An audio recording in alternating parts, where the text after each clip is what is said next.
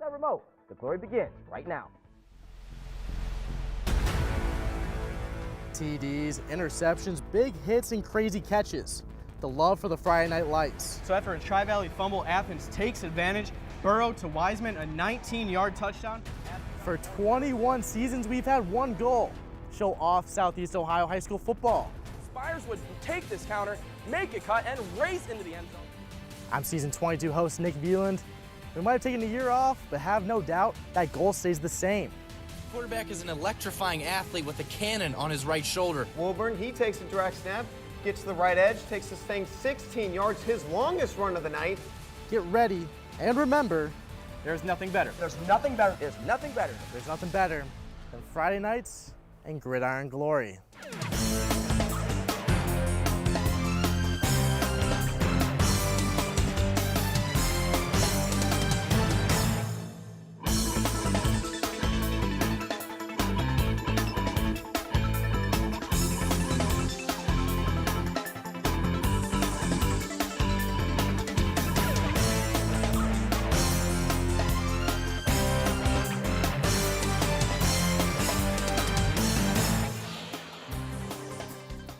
Man, it's been too long since fans have heard that intro music. Welcome to the 22nd season of Gridiron Glory. I'm your host, Nick Veland, and we are so excited to bring you along for the journey of Southeast Ohio football in the 2021 season. And with teams returning to a 10-game schedule, there'll be more times for the top teams to separate themselves from the rest. And we'll be with y'all every step of the way. Tonight, we start in Jackson, where the Ironmen had a busy summer to try to reclaim the FAC title. Will Price reports that continuity will be a key factor to success this season. The Jackson Ironmen football team has had a bad taste in its mouth this offseason. Last year ended with back-to-back heartbreaking losses, in double overtime to Chillicothe and a 2-point loss to Tri-Valley in the playoffs. Senior Caleb McGraw says the team is motivated to bounce back. We don't want that happening again. We want the league. We want the conference. We want it to be ours. So we want to come in, make sure that whatever we can do, we're going to get it done. We're going to make sure that it is ours.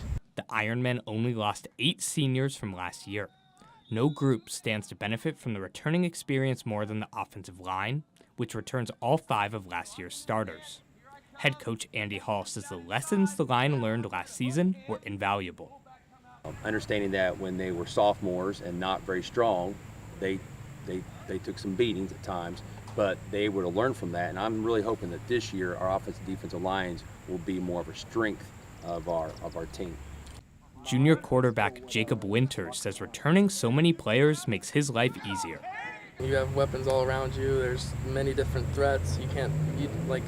From a defensive standpoint, you can't always key off on one guy because we have 5 or 6 of those guys.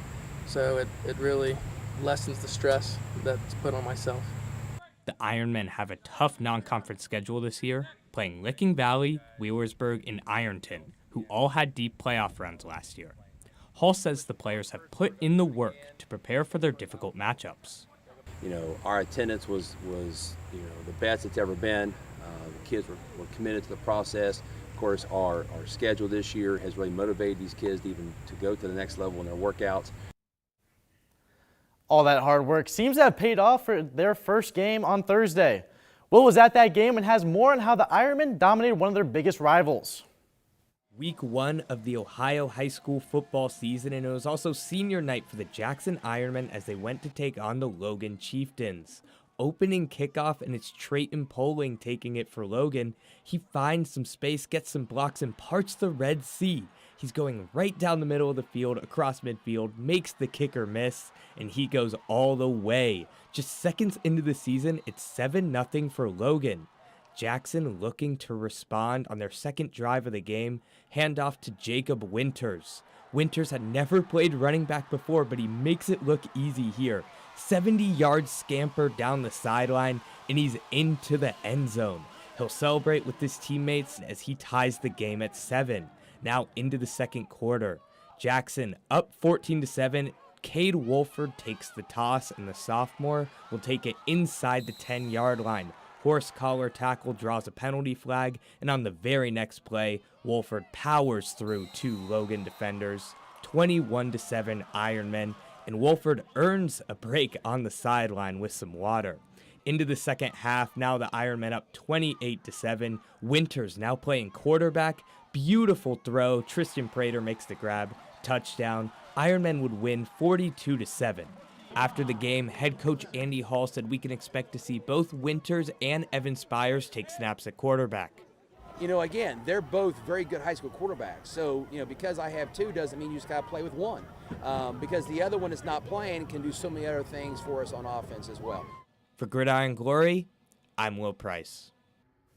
The Ironmen travel to Ironton next week to take on the Fighting Tigers. Thanks, Will. Last season, the Sheridan Generals ran through the NVL en route to a conference title. But Alex Porter reports that their team will have a different look in 2021. The 2021 season looks different for the Sheridan Generals, but one thing remains the same: the continued emphasis of their theme, RMA. Last season, they were outright MVL champs and made a decent run in the playoffs, eventually losing to Bishop Hartley and Columbus. Sheridan would lose experienced seniors as well, but that doesn't change the goal for the Red Rage this year. Despite a more even playing field in the MVL, head coach Paul Culver III believes his team has the potential to be one of the top dogs in the conference once again. So that's going to be a big part this year. You're going to have a darn good football team that goes 4-6 and could have been 8-2, 9-1. So I expect to be the 8-2, 9-1, 10-0 type team, but I know it's going to be a fight. To have success, Sheridan will follow the lead of senior running back Jason Munyon. Munyon, who was arguably one of the best running backs in the MVL last year, knows he'll have a target on his back each week this season. Despite that target, Munyon has one thing on his mind: trusting his teammates. I'm just going to trust my linemen like I have for the past 3 years. I was back in the backfield, but I'm just going to run as hard as I can. The Generals had one of the best offensive lines in school history last season. That pressure doesn't faze senior center Mason Morrison. Rather, it's more of a learning experience. That group last year was one of the best groups to ever come through Sheridan, and I think sitting back and watching them a lot last year helped us and showed us what gave us something that we can strive to be. With anticipation building ahead of week 1, the Generals have their sights set on an out-of-conference foe, the Licking Valley Panthers. If it were just me and my guys, I'd be like, you have to play the game like you don't like them. We respect them, we pick them up, we shake their hands, we do whatever we need to do to be successful, but still conduct ourselves with RMA. With that being said, week 1 will be a battle. Reporting for Gridiron Glory, I'm Alex Porter. That week 1 battle is special for Licking Valley head coach Randy Boffman. In his 46 years with the Panthers, he has had many battles with Sheridan, some against Paul Curver Jr. and others against Paul Curver III. Brian Kerp has the story on how Boffman built his alma mater into a statewide powerhouse. Licking Valley football is synonymous with Randy Boffman. The longtime Panthers head coach is heading into his 46th season. He has over 300 wins, has made the state championship game 3 times, and is in the Ohio High School Coaches Hall of Fame. Licking Valley has been part of Boffman almost his entire life. I went to school here, graduated here, played here, went away for a while, but came back and have stayed.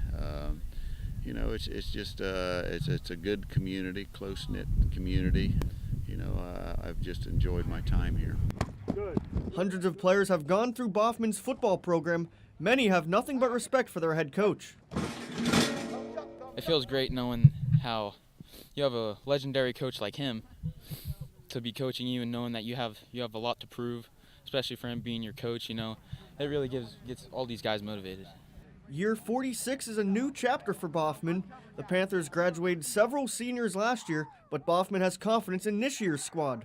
We, as coaches and players, are I think, playing with a chip on our shoulder, more so this year than most, just because, you know, people are kind of counting us out this year. What better way to start off your 46th season than facing your rival? The Panthers travel to Sheridan to take on the Generals in week 1. I mean, it's just the perfect high school rivalry.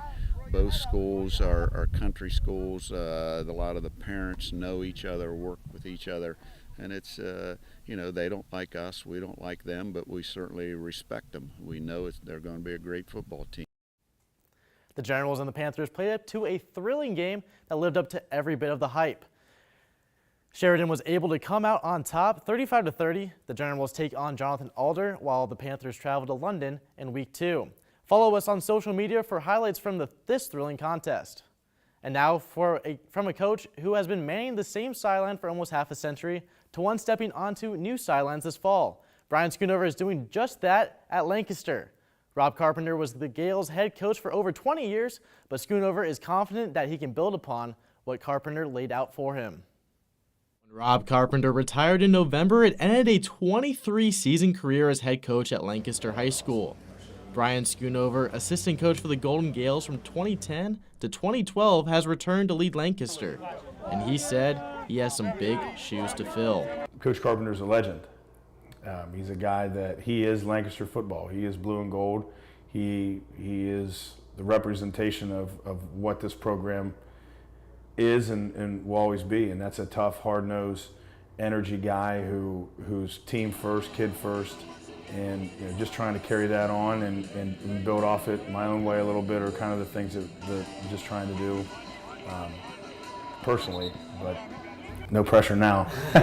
Schoonover comes from being head coach at Groveport for 7 seasons and knows what it takes to get players on the winning mentality. When you come to practice and what you preach is what you do, kids see that and they kind of feed off of it, and it's been fun. From the player's perspective, the change is just as noticeable, and the impact it has on the offseason is major. Momentum switch. Everyone has a lot more pride in, playing for Lancaster. Everyone's playing harder, faster. Everyone's trying to grow instead of just, getting through practice and getting it done. Everyone's putting 100% throughout the whole practice. So I think that's the biggest impact he has on our team so far. And Schoonover has a strict policy whenever he sees the energy isn't there. Comes into a room and it's quiet, he walks out and comes back in and is like, I need to hear something. Every time he walks in a room, we're always clapping. We're sitting in the locker room waiting for the final meeting on the out. He walks in, we all cheer. It's just a ton of energy that he brings, whether he does it himself or just we feed it off of him. For Newswatch, I'm Nick. The Gales weren't able to get that win that game, but as we said, it's going to be a close one as Lancaster was not able to win that game.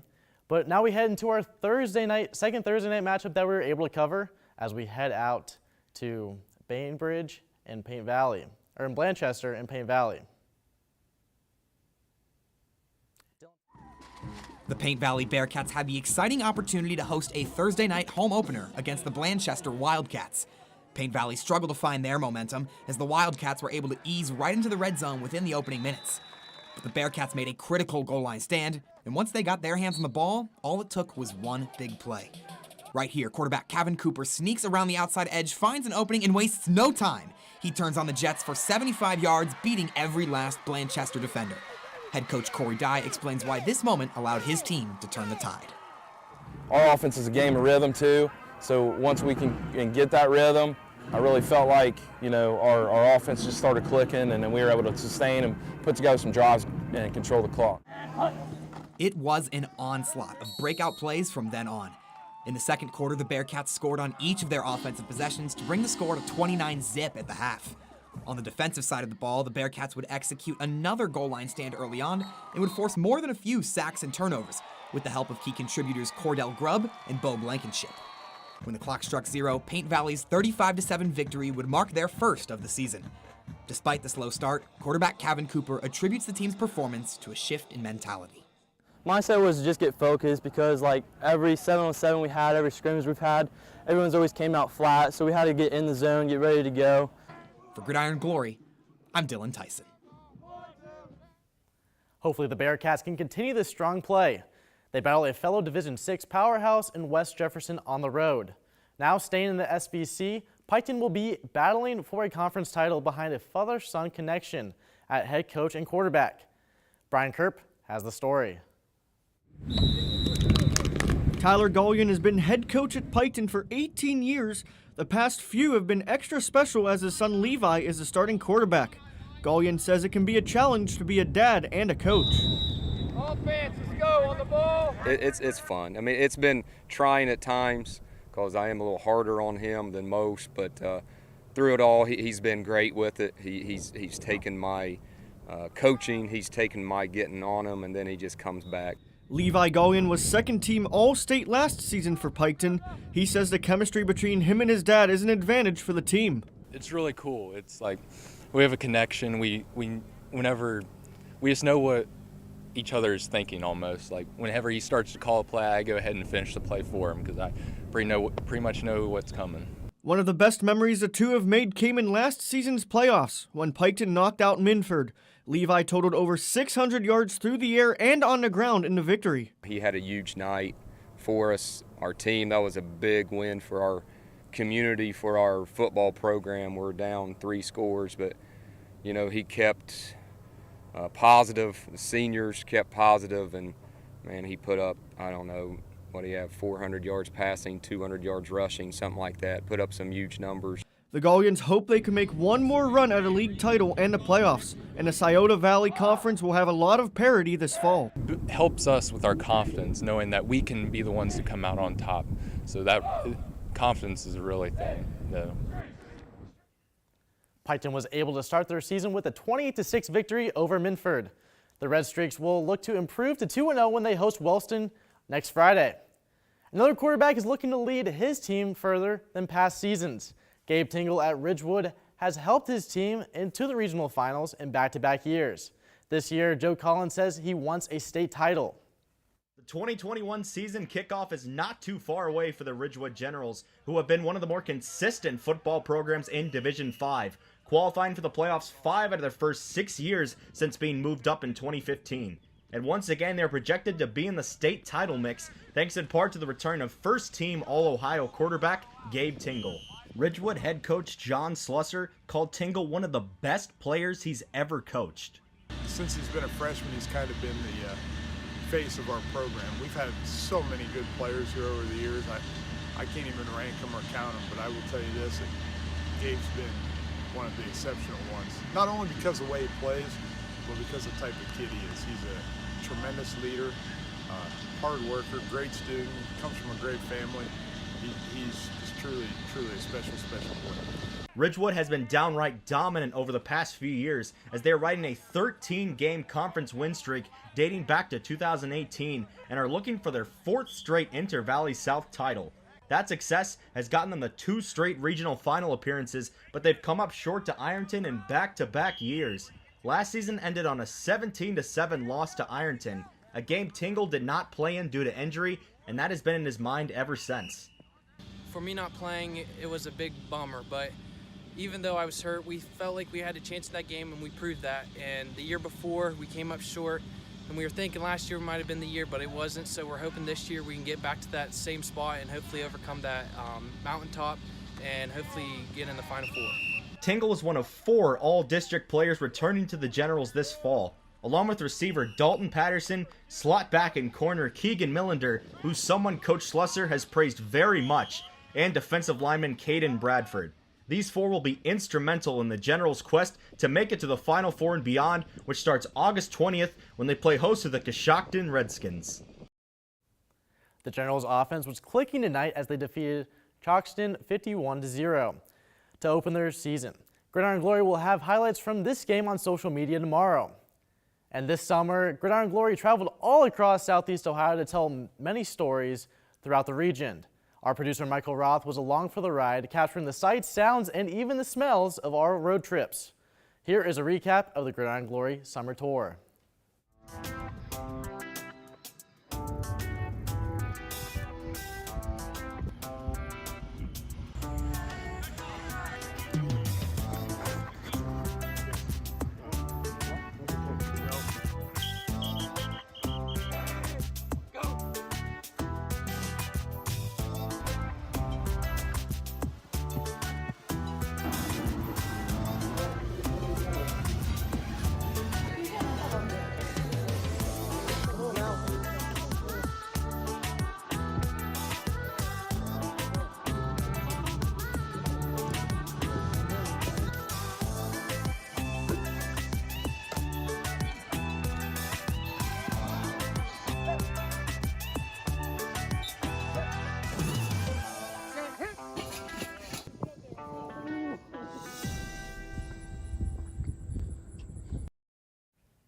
I'm now joined by Jack Demler, who traveled to MacArthur to see the Vinton County Vikings battle the Unioto Shermans.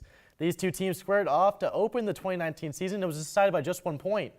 Was it competitive this time around? Well, Nick, head coach T.J. Carper and the Vikings were hoping to bring a Carpe Diem mentality, and the defense brought just that.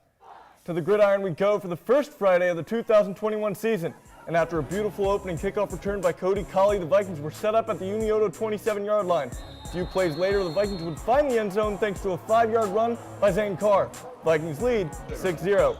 Unioto now looking to even the score. 4th and goal from the 2-yard line. Newton Hoops looking for Tavian Galloway in the end zone, but it goes just off the fingertips. Viking goal line D holds strong. Later in the first half, Hoops drops back to pass. Chase left, finds a man deep, gets hit as he throws, and ends up throwing an interception. However, the Vikings were unable to take advantage of the Sherman turnover. Towards the end of the first half, Hoops would drop back. He would punt fake the cameraman and ultimately find Connor Dollison, who breaks a couple tackles and bursts down the sideline for the touchdown. Unioto now leads 7-6 heading to the lockers. Fast forward to the end of the third quarter, Sherman's knocking on the door to score. Hoops hands it off to Cameron Loans, who coughs it up near the goal line and allows Vinton County to hop on it and eventually take the lead and win the game 12-7. So Nick, as you can obviously see, this was a good old-fashioned defensive battle, but unfortunately one team had to win and Vinton County was able to outlast Unioto. Yeah, that low score speaks volumes. Thanks, Jack. Sticking in the TVC Ohio, Alexander has a youth movement within their coaching staff. Curtis Fader has the story on the new blood that is leading Alexander this season. Alexander has struggled in the recent past, not having a win against a conference opponent not named River Valley, nor a winning record in 6 years. The Spartans hope this season will be different, with the team going in a youthful direction with their coaching staff, having every member in their 20s, including new 28-year-old head coach Danny Koska. When asked about the change he'd make to the program, he explained how it takes more than one man to bring about a winning culture.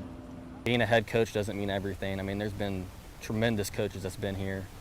Dave Boston, Eric Dean, a lot of great coaches, and we haven't been able to win many games. So I don't feel like it's just the head coach. I feel like that has a small impact on it. It's really the people that you bring in and the people you surround yourself with. Koska also explained the dynamic of bonding with his players. Very connected, but there's also a negative to that. You have to keep your distance and make sure that they understand that you're a coach as well. That being said, it seems like the players have embraced playing for their coaches, maybe a little too much. Why you guys always gotta shake the damn hand? Just leave. For Gridiron Glory, I'm Curtis Fader in Albany. The Spartans fought hard in the first game under the new leadership. They eventually did fall to Eastern Pike 28-17. The Spartans will look to bounce back in week 2 when they host South Point. Now, an historic rivalry between Warren and Belpre went into tonight. Joey Kamada joins us, and this historic rivalry had to break the tie tonight. Talk us more about it. These two teams were tied at 25 apiece heading into the game tonight. Here's how it went down in the Coliseum. Warren unveiled a new field for the 2021 season, and they were looking to have a victorious opening. The game was physical all night long, and JT Rice showed that early with a huge hit on Belpre wide receiver Nick Lambert, and the defense carried that energy all night long. Jason Williams scored the first touchdown in the new Coliseum, taking the handoff from quarterback Trent Taylor and rushing 65 yards into the end zone to give Warren a 7-0 lead early in the second quarter after a scoreless first. Belpre answered right back on the next drive as Willis Starcher drops back, throws a dime to Jordan Martin, and he did the rest, making a few Warren defenders miss, and he was off to the races all the way to the end zone for an 86-yard touchdown reception.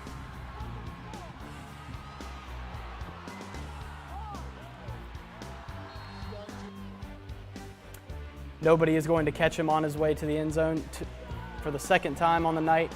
This time he was running it in from 82 yards out, and that's running back Jason Williams all the way to the end zone for 82 yards. Giving Warren the lead heading into halftime 20-6. Wow, Jacob, that's a great start for the season for the Warriors. We will be following them along as they look to carry the momentum from this game into next Friday night. Thank you for the great work. Have you liked what you've seen so far? Well, the glory doesn't stop when the show ends. Follow us on social media to see highlights, stories, graphics, and much more. We have accounts on Twitter, Facebook, and we even have a TikTok. Don't miss out on any glory. Rivalry games bring out the best in players, coaches, and fans. Trimble and Nelsonville York is one of those rivalry games that mean a little more. Here's what each team had to say about the other. It's time to get that trophy back over here in our trophy case here. So it's been over there too long, and we'll go give them the best we got. Week one of you's going to start out 1-0 and 1-0-1. So it's a big game.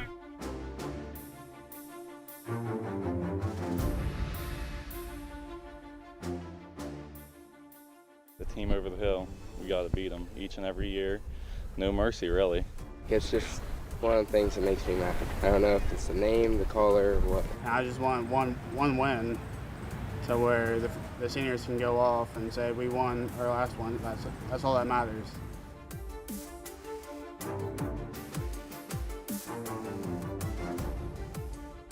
The record's about 40-something to nothing. Yeah, we'd like to get about 50 or 60. A lot of trash talk in that video. I'm now joined by reporter Zach Paquette to preview this heated rivalry. Yeah, Nick. Heated might be a little bit of an understatement. I mean, we heard Tabor Lackey there. They're trying to get 50 or 60 on them. I mean, it's obvious. These teams do not like each other. Let's start with the Tomcats. What should we expect from them on Saturday night? Last year, Trimble beat NY 34-28, and fortunately for the Tomcats, they returned 10 starters on both sides of the ball from that game. The offense will look fairly similar as last year with a balanced attack of run and pass. Tabor Lackey returns at quarterback, with Bryce Downs being the premier running back in the backfield. Austin Weiser and Tucker Dixon will be Trimble's top receivers on the outside. What about Blake Guffey? What kind of impact will he have for the Tomcats tomorrow night?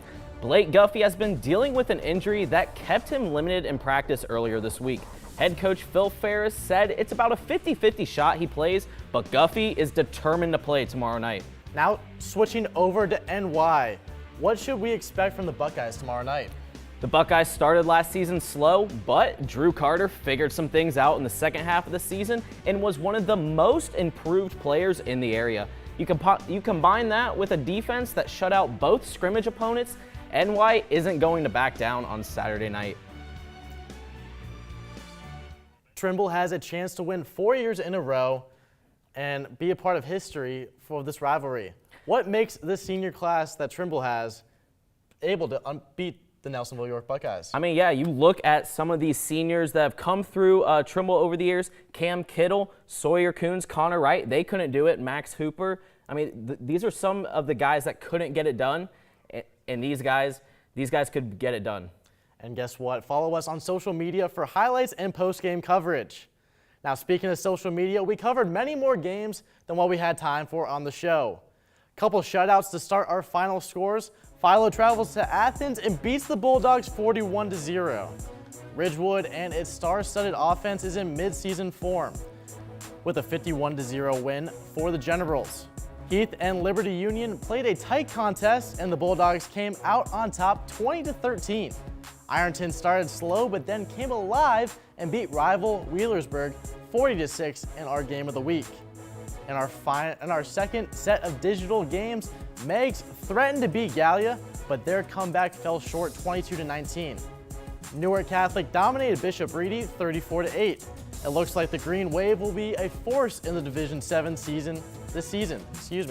Finally, Sheridan beat Licking Valley 35-30 in a huge Muskegon versus Licking County battle. And Support comes from O'Neill Hartman Insurance, a full-service, third-generation, locally owned agency focusing on building personal relationships and providing professional service to individuals and businesses. Information on the web and on Facebook.